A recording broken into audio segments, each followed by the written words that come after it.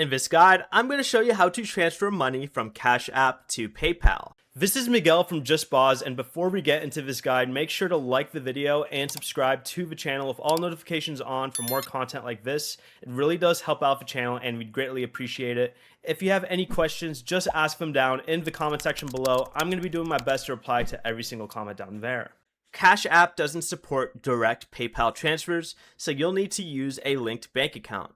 First, open CashApp and make sure you have an available balance, and tap your profile icon, select linked banks, and connect a bank account if you haven't already.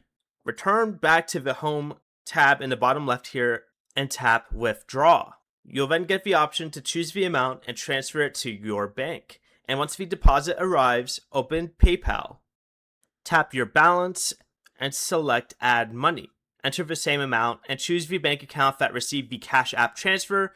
Tap add money to confirm. Another option is to send the CashApp payment to a trusted friend or family member who uses both services. Enter their cash tag, send the money, and have them send the equivalent amount back to your PayPal account.